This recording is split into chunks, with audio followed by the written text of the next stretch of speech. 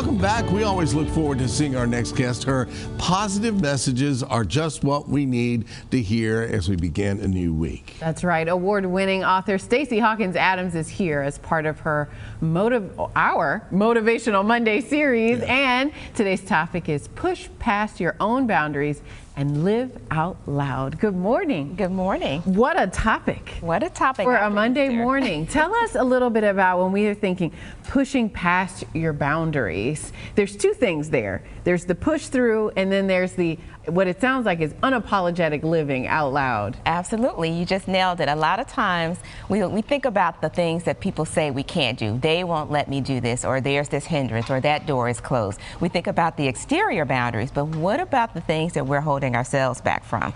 You know, sometimes we get stuck in our comfort zone, but our comfort zone is not our calling. So living out loud is really looking at what those things are that maybe you're afraid of, and asking yourself, what baby steps or what can I tiptoe through to get past my own boundaries that I've set for myself. So we've all got our little story in our head. Yes. It's our story.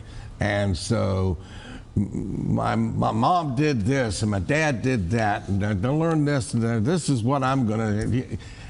It doesn't have to be exactly like that. It can be whatever you decide.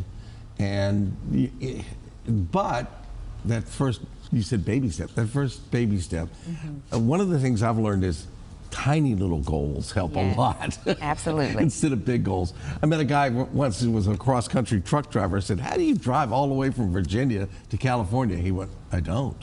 I drive to Tennessee. And then, and all the little links. You know, that's actually how I get my walks in each week, because I try to walk 2 to 3 miles, 2 to 3 times a week. And I'll tell myself, I'm just going to walk to the mailbox. And then when I get to the mailbox, I can walk a couple of blocks. And then by the time I get into it, I'm ready to walk the full 2.5 miles. So those baby steps matter. And what we also need to be okay with is that the goalpost or the boundary is different for everyone. We're all wired differently. For some people, it may be a fear of public speaking.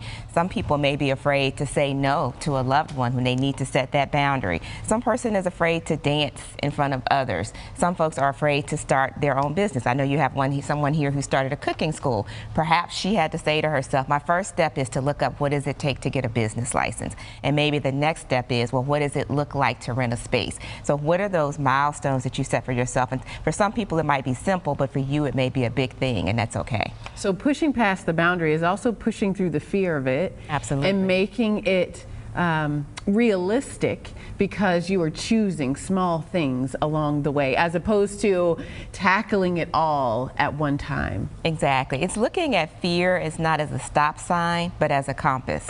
It's taking time to ask yourself, why am I afraid of this?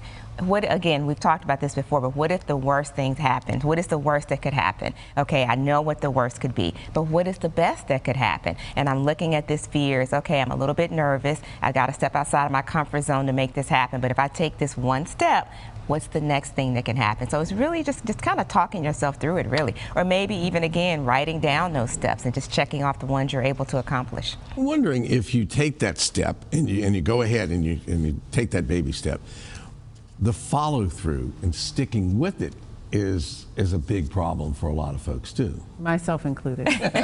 All of us at one time or another. The consistency, but then when you take that step and you see the reward of that one step, that is often what is going to compel you to keep going. And then at a certain point, you have people cheering you on, or you start thinking about those folks who, this purpose that I have is really bigger than me. If I live out this purpose, if I achieve this goal, who am I inspiring? Who am I changing their lives? What are the things that I'm doing for myself, but it's really, really helping other people? Got past all those people that told you couldn't. There you go. Right. Yeah. There you go. That's right. A speaker once shared that there's a point at which you call it anxiety, and you know you've arrived a little bit when you turn it from anxiety to anticipation. And treating it that way, when you think about pushing through the fear and really starting to live out loud, it's really about this feeling that I'm having is exactly what I need in order to accomplish the next thing. So don't see it as anxiety, see it as anticipation and excitement about the next thing. Exactly. And sometimes it is simple as I'm not going to eat sweets this week. So it doesn't have to be easy now. Let's not go crazy. I was going to say, we have already failed. I will fail today. I promise you. I'm eating some ice cream today. So I'm going to fail at that one. That's just our example. That's not what we're doing.